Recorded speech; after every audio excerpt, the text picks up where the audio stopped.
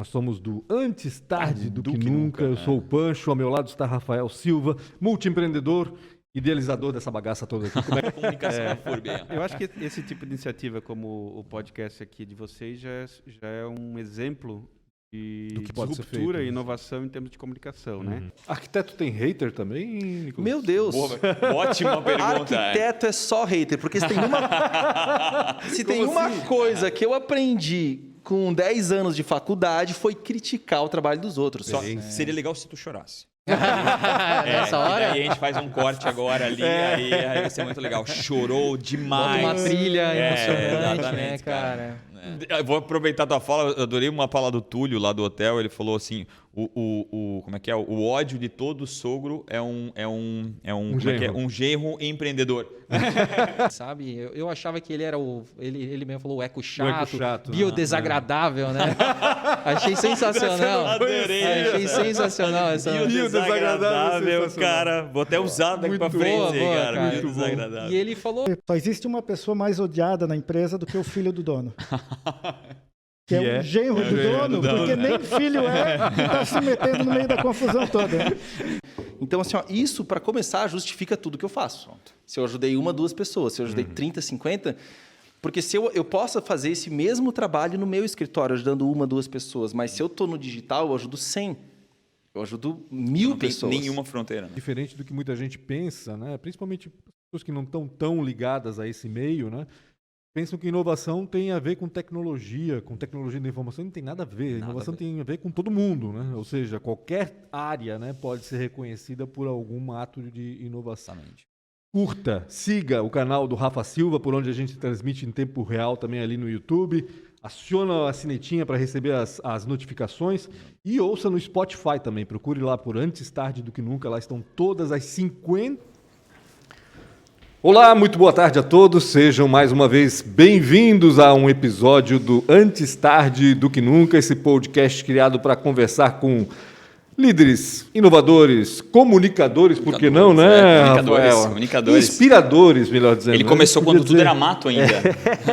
Faz tempo, a gente vai conversar logo com o nosso entrevistado. Antes de mais nada, siga, ou melhor, inscreva-se no canal Real Rafa Silva do YouTube, acione a sineta para saber quando a gente vai estar no ar com novas entrevistas. Eu sou o Pancho, sou jornalista e ao meu lado está Rafael Silva. Mentor de inovação, investidor anjo. Melhoramos agora. Melhorou. Tudo bem, Rafa? Tudo certo, Pancho. Obrigado mais uma vez. Graças aí. A Deus. E hoje vamos falar com alguém que faz o que a gente faz. Entrevista. Né? Então, exatamente. Mas não só isso também. É professor também. Exatamente. E é empreendedor. E é um imigrante. E que veio de longe pra caramba, né? Mais longe do que eu, se bobear. Se bobear, não. Mais longe do que eu, com certeza. Com certeza. Posso falar dos patrocinadores? Deve falar dos patrocinadores, para depois a gente falar então com o nosso convidado e apresentá-lo. Legal. Obrigado, pessoal, por todo mundo que está aí. Eu preciso rapidamente falar sobre os patrocinadores, caras incríveis que levantaram na hora a ideia de apoiar o Antes Tarde do que Nunca. Primeiro lugar, a Transpotec, em nome do Ricardo Oríbica, do Luan, todo o time da Transpotec, que é gigantesco, e nacional e internacional. Então, pouca gente conhece, né, a Transpotec, eu sabe da profundidade que eles têm, eles são gigantescos, acabaram de investir 75 milhões para continuar crescendo. Então, obrigado demais, Transpotec, aí, que faz um trabalho incrível e ainda um trabalho altruísta com relação a um monte de projetos que tem por aí, o projeto Pescar, alguns projetos no zoológico. Então, obrigado, Transpotec. E o Ricardo, quando é que está a agenda dele? Já tem, não? E a outra é a ProWay, né, que para mim é a maior escola de tecnologia do mundo, na minha opinião. Os caras formam muita gente e estão num momento incrível. E se não fosse eles, esse colapso que está começando a aparecer, a gente já teria enfrentado ele há 2 ou 3 anos atrás. Então, obrigado a ProWay, em nome do Sérgio, em nome do Guilherme, em nome da Nayara e todo o time ProWay, que toda vez que eu vou lá parece que eu estou dentro da minha casa. Assim. Obrigado demais aí, ProWay. Tá tão ruim assim a coisa? Para chamar de colapso? Um apagão? É, louco, assim, fora da coisa, a gente pode falar sobre isso. Até legal, às vezes, para escrever sobre isso, cara. A gente podia chamar alguém para conversar, quem sabe até criar um debate aqui sobre como... A gente está fazendo um levantamento só em Blumenau, assim, são 3.000 vagas em aberto. Em algumas empresas, isso vai ser uma coisa muito difícil cada vez mais. Que loucura. Porque teve uma mudança, rapidamente, vamos falar, teve uma mudança, né? Na pandemia, todo mundo entendeu que pode desenvolver daqui para a Austrália ou para a Europa. Então, e de lá para cá. Né? O céu é o limite hoje. Exatamente. Com a internet, então... Exatamente. Então, quem Rafael, tá aqui, hoje quem vamos tá conversar com Alan Santiago. Muito obrigado por atender o nosso convite, né, Alan? O Alan é o responsável pelo Valor Entrevista, um programa de entrevistas também, que vai ao ar no Facebook e no YouTube, né? Nas duas redes, né? E os cortes no Instagram. Ah, tem os cortes no Instagram também, você não sabia. Tem que seguir lá os cortes no Instagram. Já falou com mais de 300 pessoas, cara. 312. Incrível, fiquei impressionado. Doideira, né? Neste momento. Que doideira, A gente está com 60, 70, porque às vezes quase tem 70, duas. Exatamente. Não sei que número que é esse, mas é quase 70. Não tem ainda, mas acho que deve ter passado de 70. É loucura, cara. Que loucura. Muito obrigado, Alan, por atender o nosso convite aqui. Imagina, o convite é sempre bem-vindo. Eu que adoro fazer o que eu faço. Recebi o Rafa lá em casa, fiquei encantado, minha esposa ficou encantada. Com a gratidão, com o sentimento assim de pertencimento, você se sentiu muito à vontade lá no nosso trabalho, no nosso canal. O Pancho eu já conheço, já tem o quê? Uns 2 anos que a gente se encontrou. Mais ou menos, né? Foi antes da pandemia. Já acompanhava ele pela coluna que ele tinha, que ele tem, né, Pancho? Tem ainda. Continua tendo agora na parte virtual, né? Exatamente. Então, né? eu me sinto aqui em casa. Muito obrigado. Maravilha. Vai. Eu queria começar um pouquinho da tua história, né? Lá conversando contigo, aprendi microscopicamente um pouco dela. Conta um pouquinho mais, talvez, para a gente se aprofundar, como é que foi essa migração, por que ela aconteceu, antes de a gente entrar nessa parte que eu acho brilhante, né? De tu buscar as pessoas, conversar com elas, e às vezes, fora do eixo, a gente sempre fala Blumenau, né? Tu está em Gaspar, né? Um pouquinho fora do eixo, né? Exato.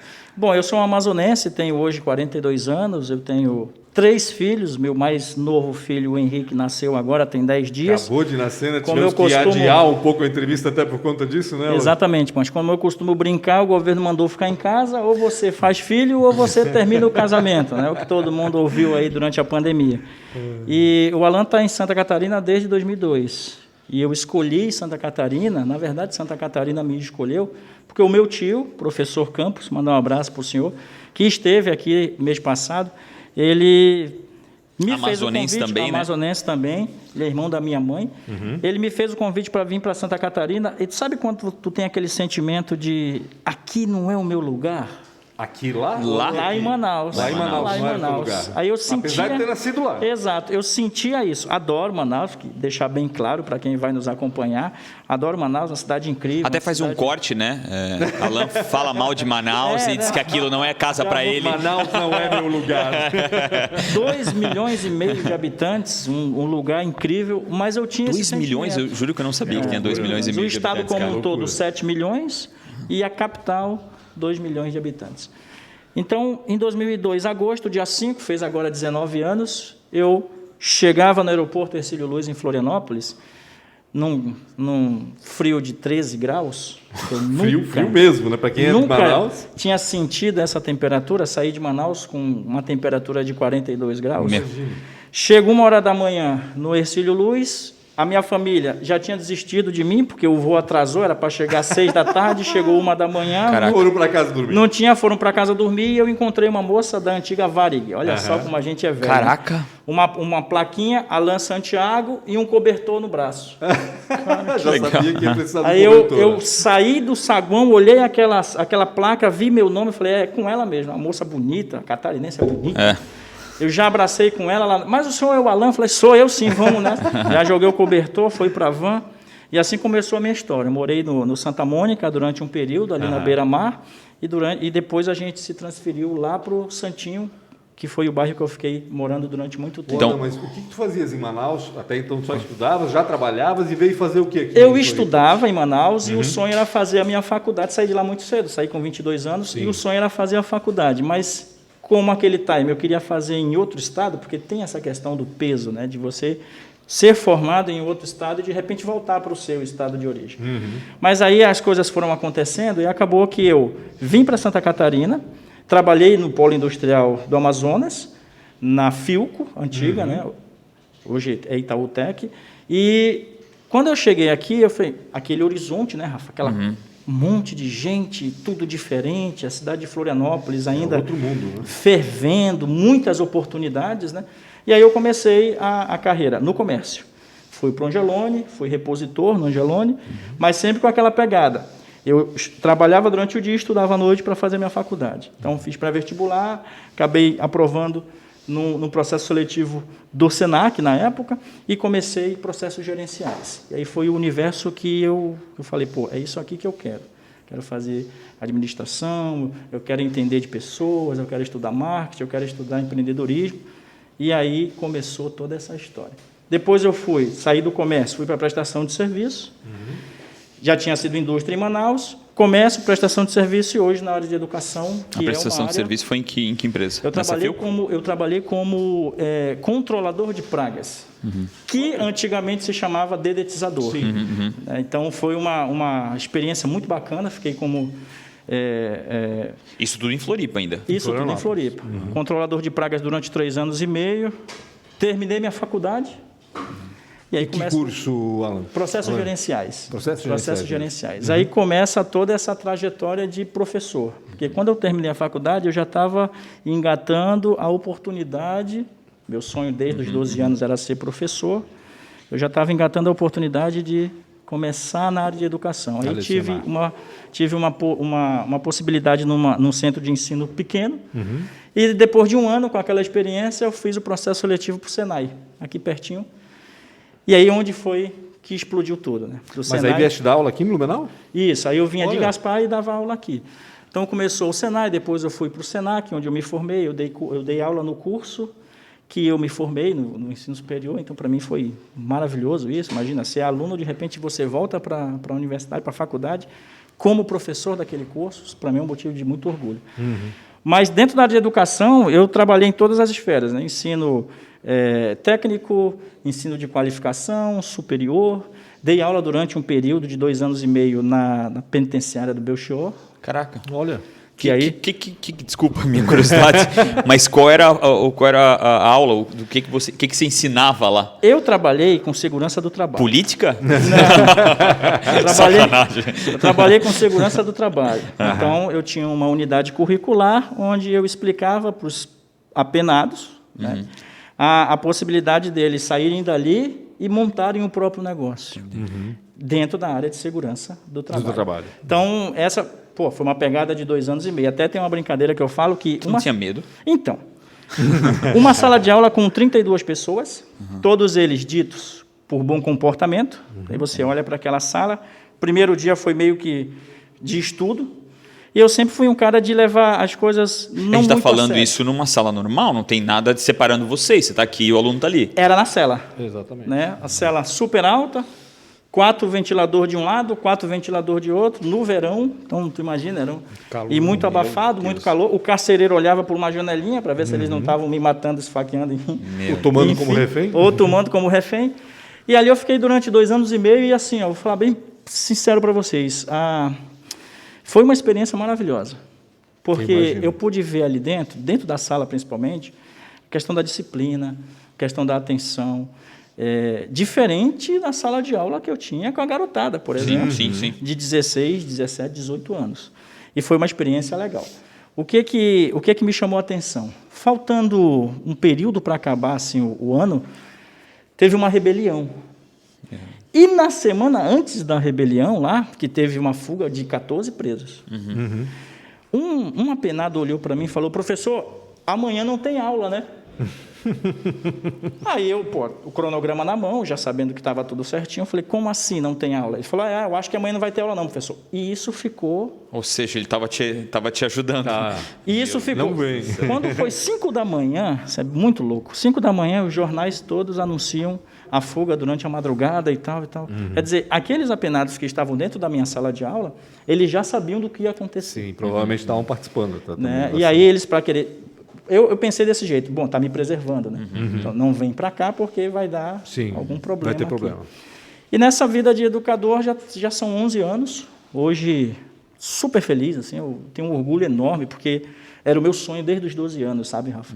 Me tornar professor. Tu tinhas alguém na família com professor ou não? Não. Tem professor da vida, né? Os nossos pais, os nossos tios. Na verdade, o meu tio que me trouxe. Como é que tu enxergou essa carreira de professor? Foi dentro da faculdade? Porque, né, falou bem, cara, não tem ninguém ali que talvez que seria alguém que te inspirasse, O meu tio, que me trouxe para cá, o professor Campos, ele já era professor na Universidade Federal lá. Então, mas eu olhava pouco para ele. Eu fui olhar mais para ele quando ele me fez o convite para vir para Santa Catarina. E aí eu vi aquela possibilidade de, agora eu vou mostrar para ele e para minha família que eu também posso ser professor. E aí eu peguei essa pegada. Foi bem bacana. Assim, é gratificante você trabalhar com pessoas, você ensinar, educar, e depois o resultado. Que é, por exemplo, vocês têm aqui um ex-aluno meu, que participa de um dos programas que vocês apresentam. Então, quando você vê o aluno nessa condição, que deu certo, que está dando certo, que a cabeça abriu, que as possibilidades de mundo evoluíram por conta de, em um dado momento, ter participado da tua sala de aula, isso aí não tem preço, né? Então, eu sou muito feliz por conta disso. Eu vou ser cruel com a tua fala e de certa forma, para mim, vai esclarecer. Né? Uma vez eu escutei, bem recentemente eu escutei, que um professor, geralmente de faculdade, ele não gosta muito, e vai exatamente contra o que tu está falando, e eu acho incrível o que tu está falando, mas eu queria um pouco dessa, já que tu, obviamente, tem convívio com outros professores. E aí o professor, ele não gosta muito que o aluno tenha sucesso, porque esse sucesso apaga o sucesso que é ser um professor. Como isso assim? Faz sentido? Olha que loucura, eu escutei recentemente sobre isso. Eu não concordo, porque nós, enquanto professores, isso daí eu falo com a maior segurança do mundo, o nosso mundo é o aluno. O nosso mundo é a possibilidade de enxergar o aluno depois, médico, advogado, empreendedor, rico. Foi o que eu imaginei sempre. Rico, bem relacionado. É o sucesso da tua profissão, tipo, formar bem alguém, educar bem alguém. Exatamente. O nosso sucesso, Pancho, é exatamente esse. Olhar para o aluno e ver, porra, aquele cara ali. Exatamente. Mas tu sentia isso em algum momento, não? Não. Faz sentido isso? Quem falou isso para mim é um completo louco. E aí a defesa era, por que as faculdades, as universidades não trazem os caras que tiveram sucesso, né, para falar, para motivar e até inspirar, né, os alunos? Sim. E essa foi a defesa para mim, né? O cara não gosta que ele tenha sucesso, porque quem tem sucesso quem é uma pessoa de sucesso dentro de uma faculdade ou uma universidade é um professor.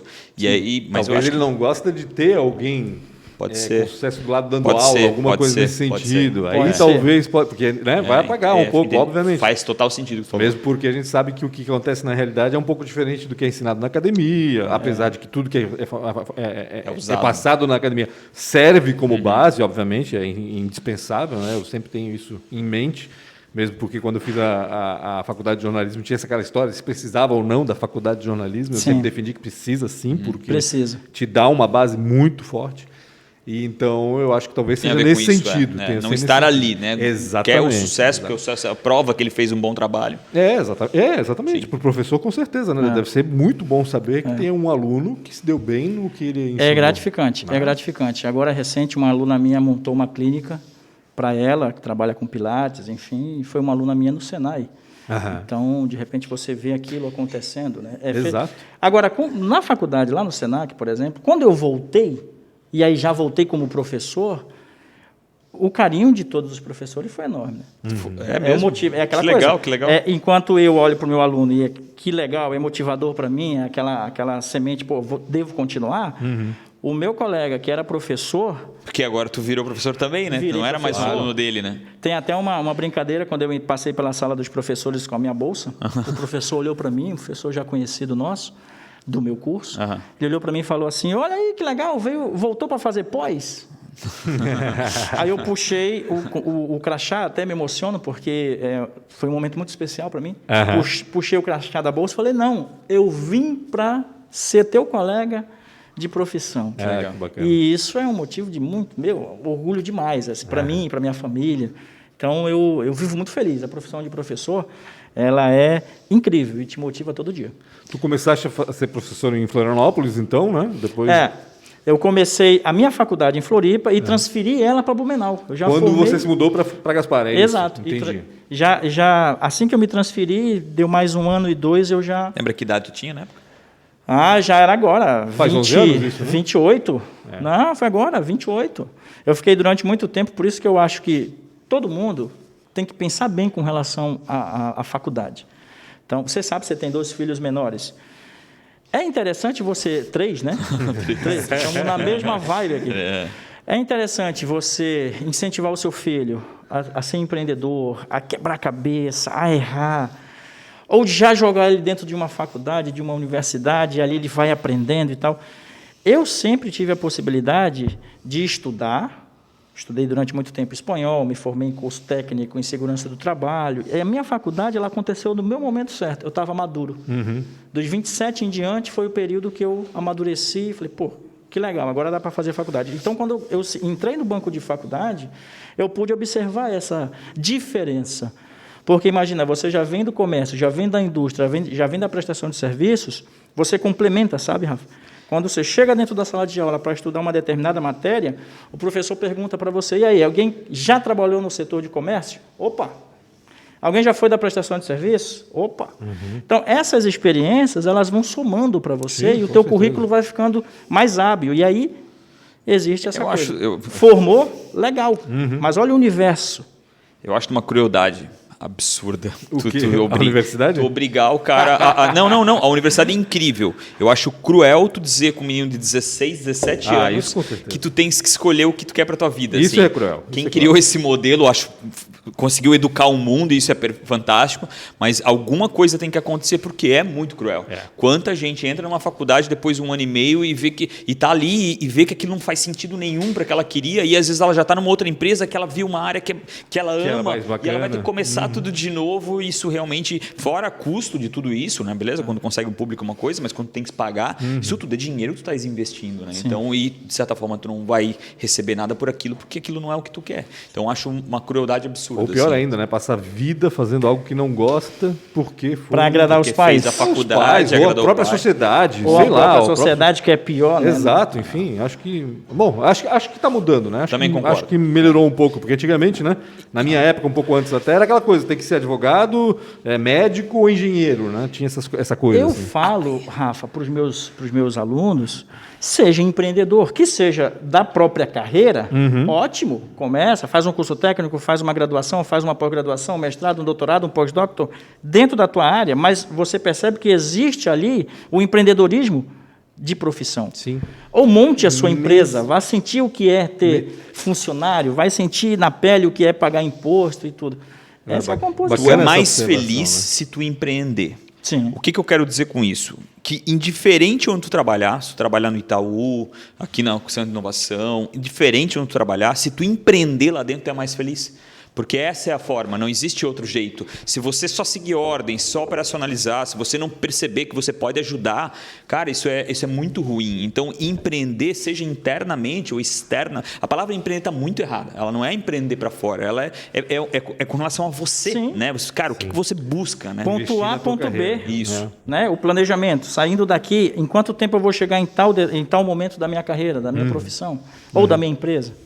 O Alan, daí tu viesse para cá, vieste para casar, pelo que eu soube, né? A gente se mudou de Florianópolis para Gaspar, apaixonado, né? Bastante. Transferiu a questão AID não, né? AID Ela vai nos ouvir. Beijo, Jus, te amo. Quando que surgiu a história do Valor Entrevista? De onde que surgiu essa ideia de fazer entrevistas na internet? Cara, que pergunta maravilhosa. Porque é um Por divisor... isso que o Punch é o Punch. É um divisor de águas na minha vida. Eu estou escrevendo um livro que se chama O R da Questão. Então, eu faço um compilamento, né, um compilado da área da indústria, do comércio, da prestação de serviço e da educação. Ali é a composição um pouco biográfica da minha vida. E em 2017, dia 2 de janeiro, eu sentei na cozinha, botei o notebook na minha frente, olhei para minhas redes sociais e pensei, meu Deus, 5.000 pessoas aqui no somar de tudo e eu não faço 1 centavo em benefício de mim ou em benefício de outras pessoas, que hoje, no final do ano, eu faço a entrega de cesta básica com um adesivo que eu vendo do canal. E aí eu pensei, eu preciso criar alguma coisa, né, Pancho? Preciso fazer isso aqui movimentar.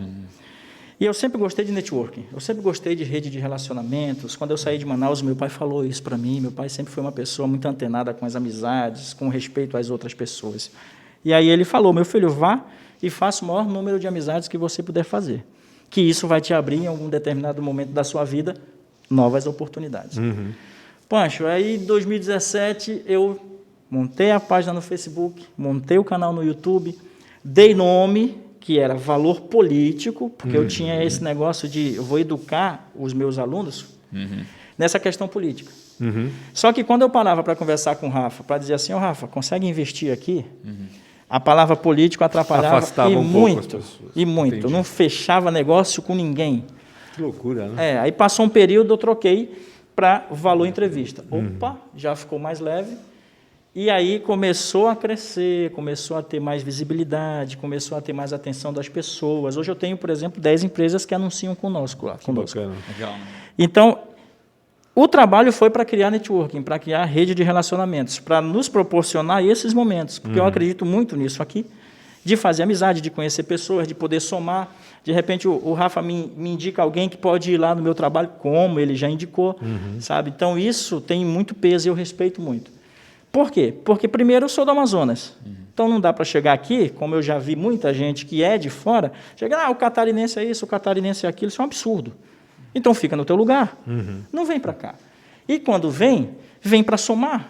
Sim. Você precisa colocar à disposição das pessoas valores. E aí veio a ideia do Valor Entrevista. Entendi. E, cara, 4 anos depois, 5ª temporada, mais de 300 vídeos, eu olho para trás... Que loucura, vocês, né? Cara, é muita loucura. Vocês me perdoem, mas eu olho para trás, tem gente que eu nem lembro mais que eu gravei. Sim, imagina.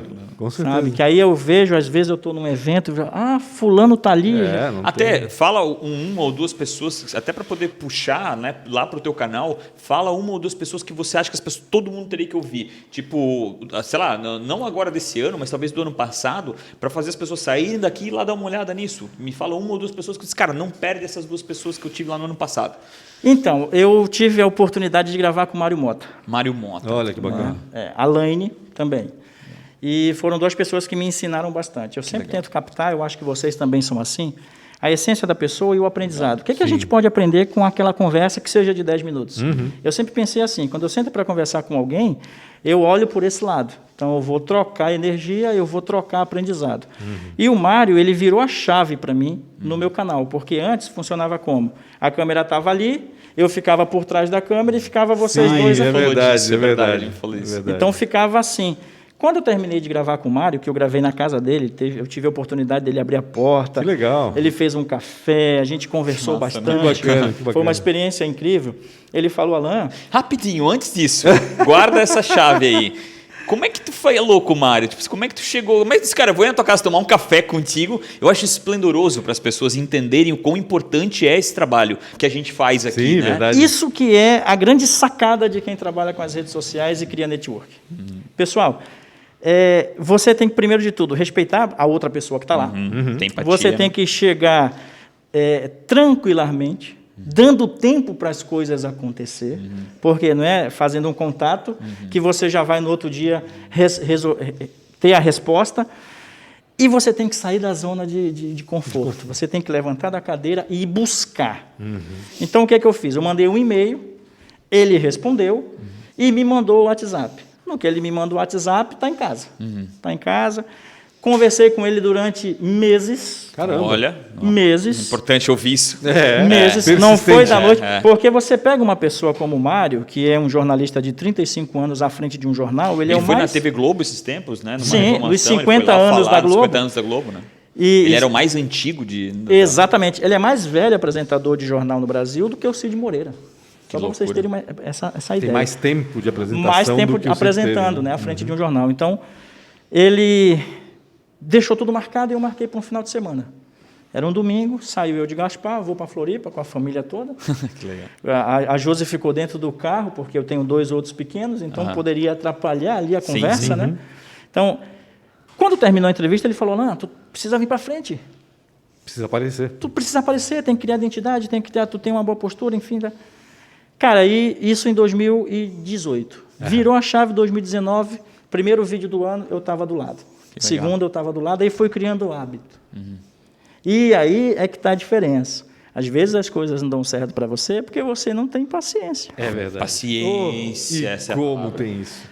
Tem gente que quer resultado imediato e não é assim. Não.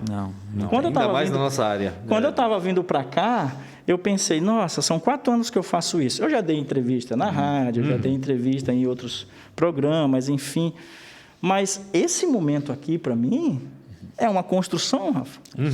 Isso aqui é um momento único. É uma construção que eu hoje posso dizer para vocês. Eu estou muito feliz de estar aqui porque eu construí durante 4 anos essa estrada. Sim. E eu tive paciência. Eu tenho uma frase que eu digo para os meus alunos que vencer, às vezes, é saber esperar. Então, tudo no seu momento certo vai acontecer desde que você tenha planejamento, você saiba o ponto A até o ponto B e você respeite as pessoas. Então, o Mário foi então, agradecer a você. 2018, está lá no YouTube. Está lá no YouTube. Valor Entrevista, Valor 2018, Entrevista com Mário Mota. Isso. Bota no YouTube Mário lá, Mota. já vai achar. Mário Mota, Valor Entrevista. Valor Entrevista já vai achar. Que legal. E lá você está por trás ainda. Vai ser até Exatamente, legal fazer esse comparativo. Eu estou no formato antigo e aí agora, já 2019, começa o formato novo. Outra entrevista... O teu primeiro formato me lembrava um programa de entrevistas que tinha na década de 70, se não me engano. Obviamente eu vi isso por arquivo, não vi ao vivo, apesar de já ter nascido na década de 70. Era um programa, se não me engano, que passava na TV Cultura. E era assim, o entrevistador, só ouvia a voz do entrevistador. E a câmera era muito bacana, porque eram várias câmeras e pegava só o entrevistado, mas vários closes, vários ângulos. Cara, era sensacional. O programa era muito bom. E engraçado que nessa época, quando eu comecei com um tripé pequeno, em cima da mesa, um celular da Motorola, sem memória. Que eu entrevistava muitas pessoas e eu vi o celular travando. Falei, meu Deus do céu, vai travar. Deus, cara. Sabe? Então, é outra dica para quem está começando um negócio nas redes sociais. Faça. Ponto. Comece. Mas eu não tenho condições. Eu não tenho condições de começar. Exato. Melhor Falou feito que tudo. perfeito, tem essa cara. frase comigo. Melhor feito que perfeito. E aí, coisa conforme a estrada vai acontecendo e você vai avançando, você vai se adaptando. E essa coisa da paciência também é muito importante, né? Porque a gente vive num tempo que tudo acontece ao mesmo tempo agora e tudo tem que ser imediatamente e a gente se esquece que às vezes tem um tempo de amadurecimento, tem um tempo de coisa acontecer, né? Não tem como. Não tem como construir um prédio sem começar pela base. Exatamente. É impossível. Então, realmente tem que ter a paciência, tem que ser lá. Pode ser a última linha, mas tem que estar escrito paciência lá. Eu sempre pensei em pavimentar. Eu sempre pensei em criar uma base sólida. Por quê? Porque a gente cresce com constância. A gente vai crescendo, a gente vai olhando para trás, dizendo, pô, errei aqui, errei ali, vou melhorar aqui, vou melhorar ali. E isso, quando chega no denominador comum, por exemplo, os meus 4 anos, você olha para trás e diz, pô, passei por tudo isso e aprendi. Eu não sabia editar um vídeo, eu não sabia editar um áudio, eu não sabia posicionar a câmera, iluminação, não sabia nada disso. E não tinha provavelmente ainda recurso para contratar gente que faça isso, porque geralmente é o que acontece, né? Vamos aprender, né? Até hoje é eu-keep, né? É. Então eu faço tudo, eu edito, faço a pauta, enfim. Mas assim, é gratificante demais, tá? Hoje eu tenho próximo de 8 mil pessoas seguindo e 10 empresas que anunciam, tem permuta que a gente faz, eu corto o cabelo no Dona Vale, corto o meu cabelo do meu filho, eu pego a pizza lá na pizzaria do Tito, então isso é gratificante porque você vê o retorno das pessoas. Né? Recentemente eu tive na ND, agora, semana passada, com a Lise e o Gustavo lá no Ver Mais. E quando apareceu a minha foto no meu Facebook, explode, né? Loucura. Né? Porque, querendo ou não, é aquela coisa assim, pô, ele começou com um tripé e um celular e hoje ele está fazendo esse tipo de trabalho, com esse tipo de relacionamento. Então é bacana, é gostoso. Ô, Alan, por que tu optaste por política no começo, né? Porque era valor política, né? Tu tens envolvimento com política? Então, ou é uma temos paixão, um prefeito em Gaspar Novo. Não, então, isso aí é que é a grande... Meu Deus, eu recebi convite de um monte de gente para a questão política lá, né? Em Gaspar. E, realmente, eu entrevistei 60 candidatos na campanha política do ano passado. Caramba. Eu fiz uma grana legal trabalhando com a mídia lá. Eu não tenho pretensão política, isso aí é para profissional. Em todos os sentidos. Mas tu não acha que melhorou hoje o ecossistema político para talvez alguns empreendedores ou alguém que esteja mais disposto a mudar um pouco desse aspecto político, vamos ficar lá, ou esse aculturamento político, fazer essa transformação? Não mudou um pouco? Será que eu Claro, para alguns loucos, né? Óbvio, né? Será que eu tenho que ser bem sincero? Porque assim, eu tenho que ter muito cuidado para falar. Sim, sim. Porque até hoje eu recebo muitos políticos lá, né? Rafa, o meio, ele vai te corrompendo. Entendi. Sabe? Então, você é um excelente empreendedor. Ou ele vai te freando, né? Ou ele vai te freando. Né? Então, você sofre mesmo bloqueios, né? De vários os lados. E eu quero ser livre.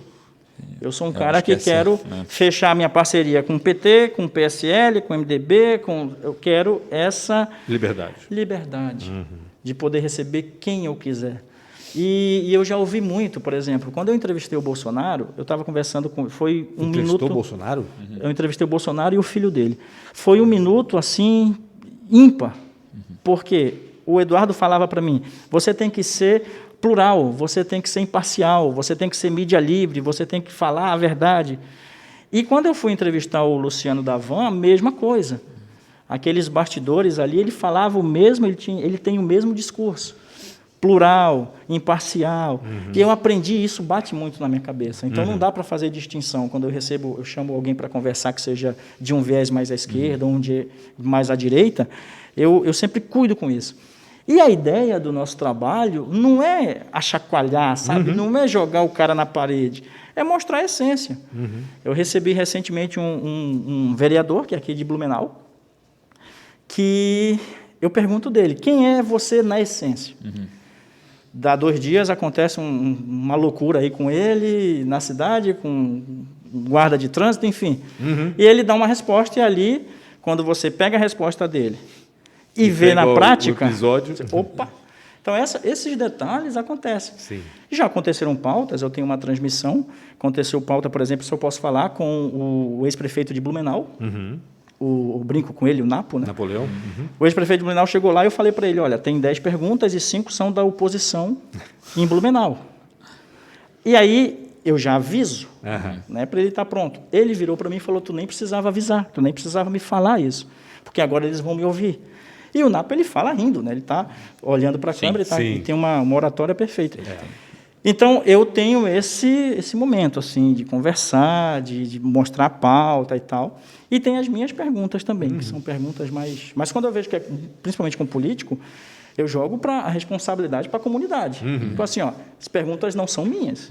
Tu abre a caixinha lá e a galera fala e deu. As perguntas chegam e eu faço. Claro. Ah, mas deu problema? Pô, te entende com a comunidade. Eu acho que assim, essa é uma coisa que tem que... acho que até os políticos são mais espertos com relação a isso, né? Essa é uma grande oportunidade, né? Toda vez que tu é perguntado sobre aquilo que né, alguma dificuldade, alguma coisa, é o momento certo de poder responder. Com né? certeza. Cara, é a hora certa de poder responder. Senão tu fica andando com relação ao rabo. Então a resposta é não, até porque se tu entra na política, tu polariza, né, de certa forma, e aí polarizando, tu não é mais um canal de mídia. Sim, né? Então acho que essa é... Passa a ser um canal de mídia daquele partido, e a gente sabe o que ideologia, acontece quando ideia. você, na mídia, tem um lado. Né? Você acaba ficando naquela bolha e muitos sobrevivem daquela bolha, alimentam aquela bolha, mas tem um outro lado também que é muito produtivo, sabe, que é muito claro, que produz bastante. Então, eu prefiro ficar... E o pessoal vai dizer, mas é neutro. Não, eu sou a real. O que você tem de história para contar? Tanto de um lado quanto do outro. Vai contar. É que nos últimos 3 anos, se você não é um lado, você naturalmente é o outro, né? Tipo assim, eles querem de alguma forma, todo mundo, assim, seja quem for, de lado que for, mas, cara, tu tem que escolher, parece, né? Esse cara escolhe um lado, eu acho que é meio...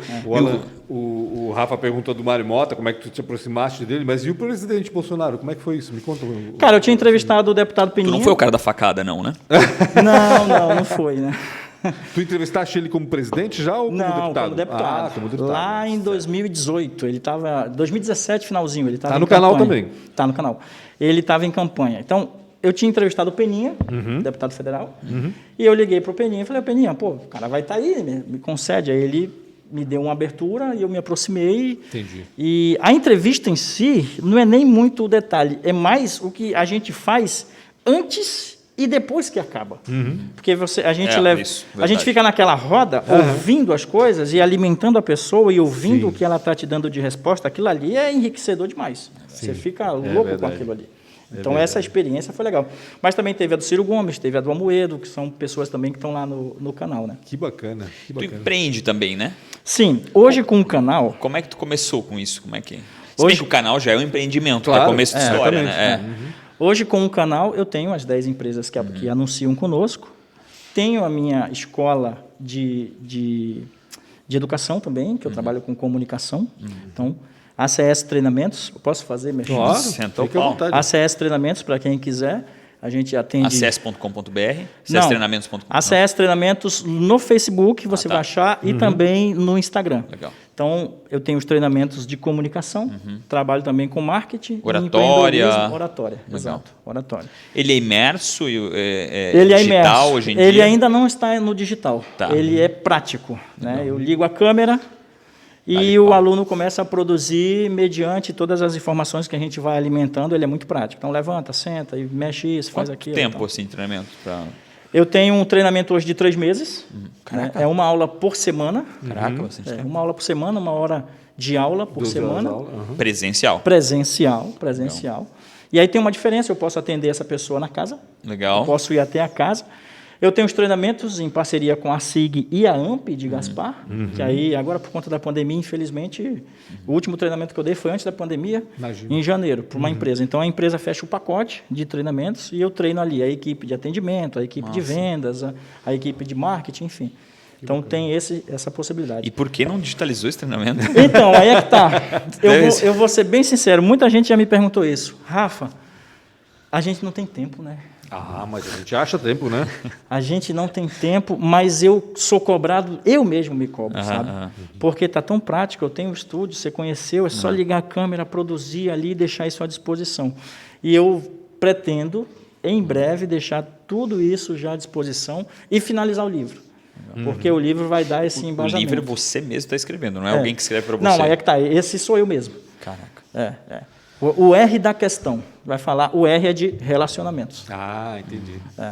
Bacana. Daqui a pouquinho, tu posso? Sim, Daqui a claro, pouquinho. fica à vontade. Quais são os próximos passos que tu vê com relação ao valor? Já que tu falaste em planejamento, exatamente, né? O que tem planejado exatamente. Aí pro valor o que tem aí no Então, passo 2 que tu falou que existe? Assim, eu pretendo trabalhar ele ao vivo, no Sério? futuro breve, pretendo ao vivo.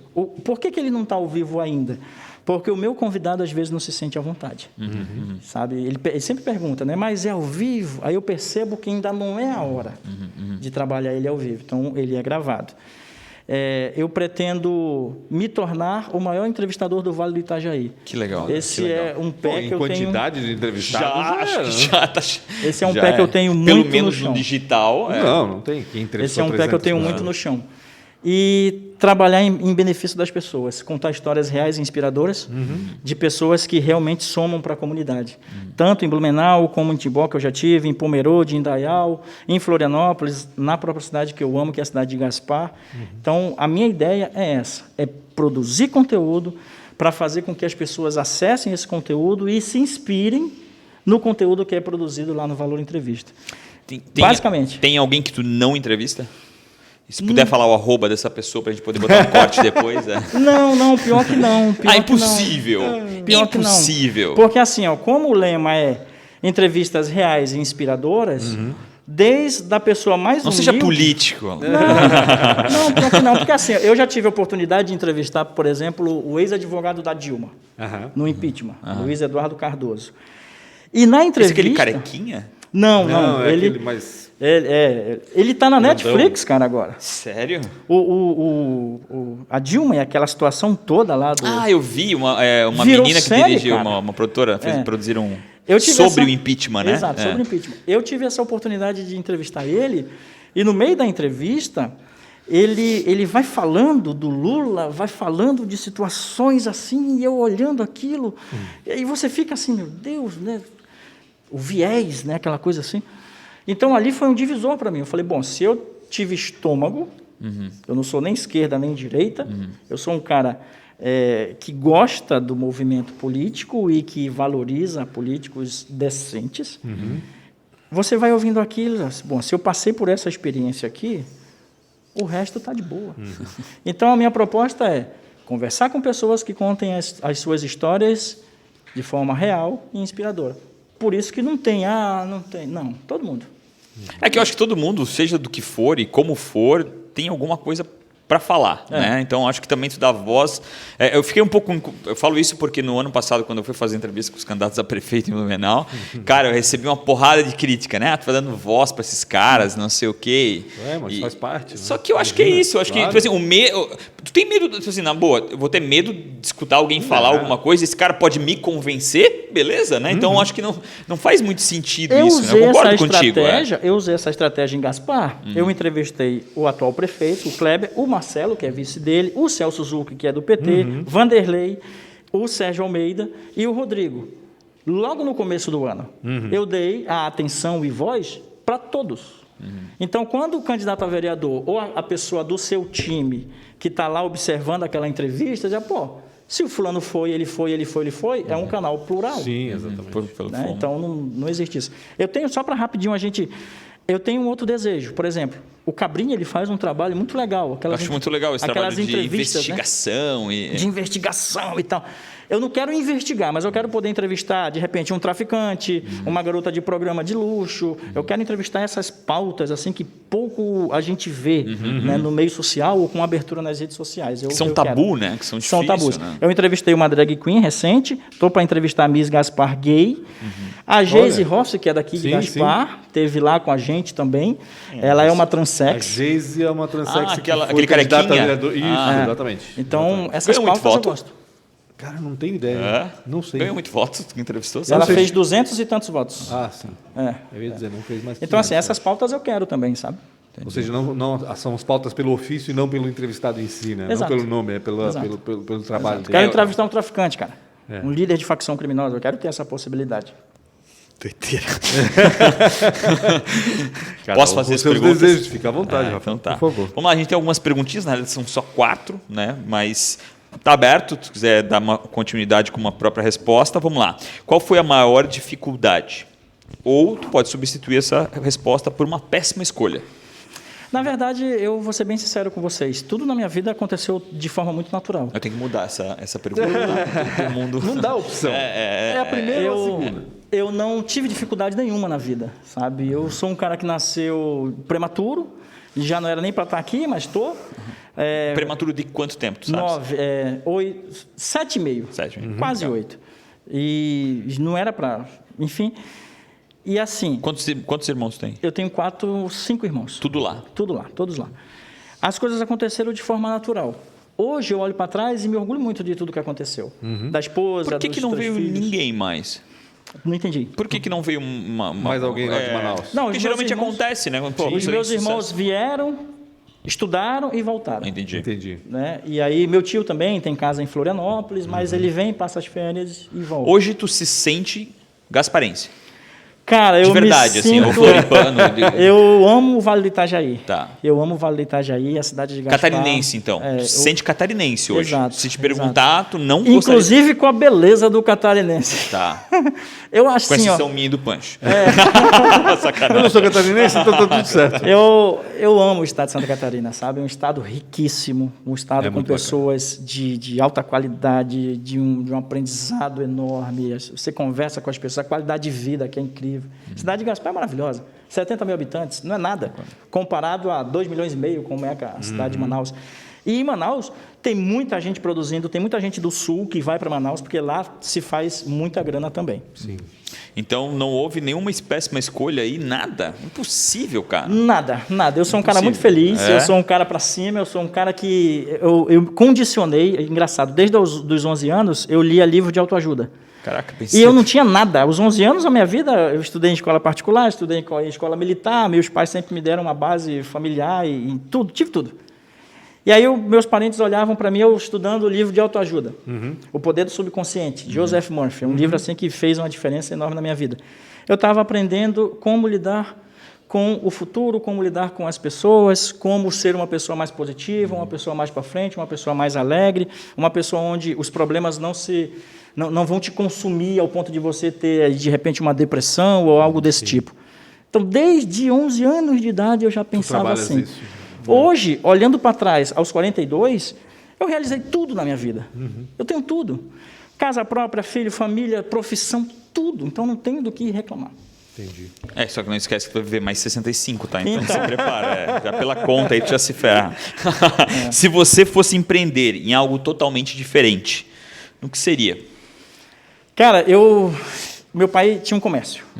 Né? Então ele tinha um mercado. E às vezes eu fico olhando lá para o espaço que eu tenho lá em casa e passo por um terreno à venda, eu fico pensando, pô, aqui dá um mercado. Então, eu olharia para isso. E algo no setor de alimentos. Sabe, comida. Restaurante, talvez. Restaurante, ou algo de delivery que, meu Deus, está crescendo demais. A gente vê aí tudo é iFood, tudo é entrega, tudo. Então, eu empreenderia nesse setor. Quem você admira ou quem foi um mentor? Cara, eu admiro muito o meu pai, em primeiro, porque me deu a base de tudo, sabe? Depois, o meu tio, o professor Campos. E mentor... Inclusive, quando estava lá, o tio dele estava lá. Pronto. Você conheceu boa demais. O mentor, vai parecer muito político o que eu vou dizer, mas, gente, não é. Cuida com o que tu fala. É uma verdade... Estamos ao vivo agora, então vai... É uma verdade, assim, muito real na minha cabeça. Os meus mentores são todas as pessoas que já passaram por mim de alguma maneira. Meus ex-colegas de trabalho, as pessoas que eu encontro na rua que conversam comigo. Nós estamos fazendo isso aqui, eu adoro. Tudo isso aqui é uma forma de aprendizado. Então, não dá para apontar um mentor único, porque o universo é cheio de coisas, de pessoas, e todos os dias a gente está caminhando e aprendendo, caminhando e aprendendo. Então, eu posso dizer assim que a humanidade, no seu sentido maior, são os nossos mentores. Eu aplico isso na minha família, com os meus filhos, né? E eu vivo isso intensamente. É muito legal poder olhar para você que tem anos de experiência escrevendo, que eu admiro demais. O Rafa, super empreendedor, ele não gosta disso, né? Mas a gente fala. Multi-empreendedor. Multi-empreendedor. E aí eu olho para mim, um cara que saiu lá do bairro de Petrópolis, da Praça Furtado, no estado do Amazonas, na cidade de Manaus, e de repente estou aqui falando com o público da cidade de Blumenau e do Vale do Itajaí, em Santa Catarina. Isso tudo é uma estrada longa que a gente vai traçando com muito pé no chão, com muita humildade, com muito carinho pelas pessoas. Então, eu não tenho um só mentor. Eu tenho todas as pessoas que passam pela minha vida e eu estou muito jovem ainda. Estou com 42 anos, tem muito tempo ainda. É por isso, ainda. cara, 42 anos, eu sou 43, somos adolescentes, cara. Nem começamos ainda. 40 são os novos 20. Nem vivemos ainda, né? Meu filho nasceu agora, eu olhei para ele e falei, meu Deus, eu preciso cuidar da minha saúde. Porque ele, agora, daqui 10 anos, eu tenho 52. Sim. Então, essas coisas todas nos movem. Né? Pô, Alan, tu não voltarias para Manaus? Nunca passou isso? Não. Até dá saudade, mas já passou. O que aconteceu em Manaus que ele não quer mais voltar? Não é assim, ó, é como eu falei, minha família namorada lá que não, quebrou teu coraçãozinho? Eu vou abrir isso para vocês, daí pode ser até um corte. Eu tive 3 namoradas e as 3 viraram lésbicas. Meu Deus! Caramba! O que tu fez com essas mulheres? Eu peguei Covid 3 vezes. Pô. Dizem que elas não viram, né? Elas já eram, mas talvez não sabiam, né? Eu peguei o Covid 3 vezes. Caraca. É mesmo? Sim, agora? Numa janela, eu até perguntei do Dr. Freitas lá em Gaspar, doutor, que diabo é isso? O que aconteceu? Ele falou, não sei. Mas então, assim, ó, eu sempre tive tudo, assim, entendi. Sabe? Não tem um detalhe, alguma coisa. Mas se eu tivesse que apontar algo que me move aqui em Santa Catarina, é a qualidade de vida. Entendi. Sabe? Eu vejo meus irmãos reclamando lá que eles não podem sair com um celular na rua. Entendi. Putz. Loucura isso, né? Não pode ficar na frente de casa com um notebook. Isso faz diferença, com certeza. E agora a última foi tranquilo. Se você se encontrasse com 19 anos, estava desembarcando ali em Floripa, pelo jeito. 19 ele estava em Manaus ainda, né? Estava, chegou 22. Aqui com 22 desembarcando em Floripa, certo. Mas se você se encontrasse... Aos 19 anos, então em Manaus ainda, aos 19, o que você diria? Você tinha acabado de sair de um relacionamento lésbico, o que você diria para si mesmo? Cara, eu diria o seguinte... Continue nessa pegada de humildade. Legal. Porque não tem coisa mais incrível do que você ter o respeito das pessoas pela pessoa que você é, não pelo que você tem. Porque todo mundo pode ter o que quiser, a qualquer momento, a gente sabe disso. Mas tenha o respeito, tenha atenção, tenha o carinho, porque você é uma pessoa alegre, divertida, com os pés no chão, humilde, não tem preço. E eu aprendi isso muito cedo.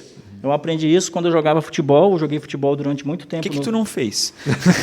Eu joguei futebol durante muito tempo no Nacional de Manaus. Caraca! E eu aprendi isso. Meu treinador falava para mim, você pode nos tornar um jogador profissional de futebol, mas você vai sair daqui um homem formado. E essa formação é esses princípios. né? Respeito, atenção, carinho e, principalmente, para você que está nos escutando, nos vendo agora, o comunicador. Humildade. Não tem para onde ir se você não for humilde. As pessoas podem até te dar atenção, Rafa, durante uns 2, 3 dias, mas depois que a máscara cai e aí as pessoas começam a entender que você é arrogante, que você é prepotente, naturalmente essas pessoas vão se afastar de você. Não tem para onde correr. A humildade é uma situação quando tu cria uma situação em que não há humildade, tu está colocando barreiras. Né? E aí tu até entende isso por um tempo, enquanto tu não está precisando de algo. A partir do momento que tu precisa, essas barreiras que fizeram para os outros, vai ser para ti também. Sim, então, exatamente. No fim, tu está criando um muro alto, altíssimo. São duas vias, né? Exatamente. É para os dois lados, não e a hora é só para um. E tiver essa necessidade, porque o mundo não é feito de uma pessoa só, né? Aí ferrou, né? Porque tu vai ter que escalar uma barreira gigantesca. Eu sempre lembro rapidinho da história do argentino, que disse que queria fazer um muro ao redor de toda a Argentina para não deixar ninguém se aproximar ou ninguém entrar. E aí o brasileiro vem e quebra esse argumento muito simples, enche de água e acabou assim. Eu adoro aquele filme 2012, eu acho que, se não me engano, uma coisa assim, né? Que os Estados Unidos teve que quebrar, tá tendo um frio gigantesco que tá acabando com os Estados Unidos, e os Estados Unidos pede para o México para poder ir migrar para lá. Acho a melhor parte do filme, cara, os Estados Unidos tendo que pedir para o México para abrir as fronteiras. E aí o México pensa, né? Agora é a hora que você congela aí, seu filho da mãe, né? Alan, obrigado demais do fundo do coração ter vindo lá de Gaspar, um pouquinho, por dentro um pouquinho mais calmo às vezes, né? Ter vindo lá dado um tempinho aí e contado um pouquinho dessa tua história incrível. Já acabou, cara. Passou uma hora. Aqui não é, como é que é não é o Sapiens Cast, não é o Blumencast. É Blumencast, é 55 minutos. O estado de flow é rapidinho, né? Acabou. Aquela sensação gostosa. Né? Aqui o melhor é o antes e o depois, né? Não é o durante. Obrigado demais, do fundo do coração, mais uma vez, terá teu tempo, contar essa história incrível. E principalmente, cara, eu acho muito inspirador, porque tem muita gente da nossa região que é muito bem conectado, que é tudo que não faz. Exatamente. Sabe? Que não faz. E não faz por isso que tu falou. Às vezes meu celular não é bom. Cara, faz. Exatamente. Fica esperando a situação perfeita, a conjunção perfeita. Eu tenho muito disso, eu falo porque eu sei que E tu é a prova maior do que, cara, vou lá e faço e dane-se o que tem. Obrigado demais, cara. Incrível. Não esqueçam, quem está aqui escutando agora, Valor Entrevista lá no YouTube. Vão lá e principalmente dar uma olhada nessa do Mário Mota, que eu acho que é a virada de chave ali do Alan com relação ao de trás para frente. Obrigado demais. De trás para frente é ótimo. Alan, obrigado mais uma vez, cara. Foi realmente muito bacana e espero que a gente se encontre aí outras vezes. Com certeza a gente vai trazer o Alan em outros momentos, quando tiver aí 500, 600 entrevistados para saber. E quem sabe até já não tenha aberto mais ainda o leque, né, entrevistando personalidades mais famosas ainda do que essas agora. Gente, eu agradeço demais o convite. Tem projetos novos para o Valor. Eu pretendo ir em São Paulo fazer entrevistas lá, pretendo ir em Brasília também. Então tem essa pegada que eu quero fazer esses investimentos, não só em equipamentos, mas também em pessoas, claro, né? De ir lá fora conversar com mais pessoas. Eu fico aqui, finalizo emocionado, porque é um momento muito legal de conversar com vocês, conversar com a audiência de vocês. Sigam o trabalho do Rafa, sigam o trabalho do Pancho, que nós temos muitas coisas boas vindo dessas duas figuras e que precisam ser compartilhadas. Né? Então, isso que é importante. O meu eterno agradecimento, que Deus nos abençoe, que você possa aí ter gostado da nossa conversa, que isso tenha sido produtivo para a tua vida e que você possa ter ainda mais felicidade. Maravilha. Alan, obrigado demais. Seguindo o conselho do Alan, então inscreva-se no canal Real Rafa Silva do YouTube, Real Rafa Silva, no YouTube, e acione a sineta aí para saber quando a gente está no ar, toda terça e quinta-feira, a partir das 4 horas, numa entrevista nova. Tamo junto. Valeu. Um abraço, até mais.